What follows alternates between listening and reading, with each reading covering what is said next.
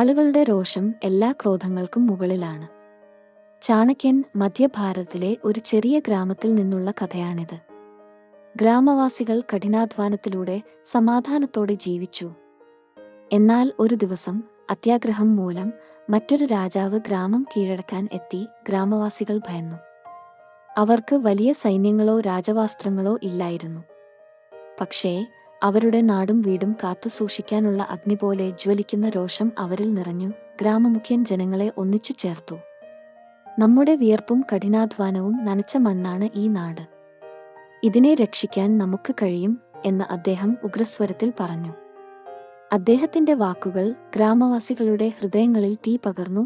ഗ്രാമത്തിൽ ധാരാളം വെള്ളരിക്ക കൃഷി ഉണ്ടായിരുന്നു. അവർ വെള്ളരിക്ക നീർ ശേഖരിച്ചു അക്രമി രാജാവിന്റെ ആനകളുടെ മേൽ ഒഴിച്ചു.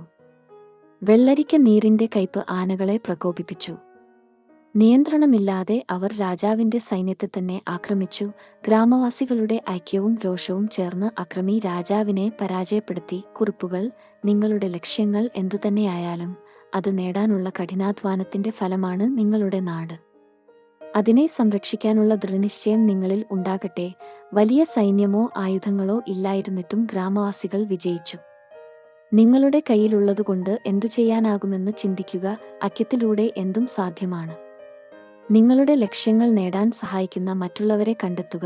ഈ കഥ നമ്മെ പഠിപ്പിക്കുന്നത് ഏത് പ്രതിസന്ധിയിലും ഐക്യത്തോടെയും ദൃഢനിശ്ചയത്തോടെയും നേരിട്ടാൽ വിജയം നേടാം എന്നാണ്.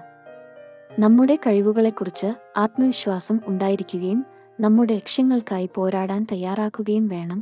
നിങ്ങളുടെ സമയത്തിനും ശ്രദ്ധയ്ക്കും നന്ദി. ഞങ്ങളുടെ വീഡിയോ നിങ്ങൾക്ക് പ്രചോദനമാകുമെന്ന് ഞങ്ങൾ പ്രതീക്ഷിക്കുന്നു. നിങ്ങളുടെ സുഹൃത്തുക്കൾക്കും കുടുംബാംഗങ്ങൾക്കും വീഡിയോ ലൈക്ക് ചെയ്യാനും അഭിപ്രായമിടാനും പങ്കിടാനും ഞങ്ങൾ അഭ്യർത്ഥിക്കുന്നു. ഇതുപോലെയുള്ള മോട്ടിവേഷണൽ വീഡിയോകൾക്കായി ഞങ്ങളുടെ ചാനൽ സബ്സ്ക്രൈബ് ചെയ്യുക. ജയ് ഹിന്ദ്.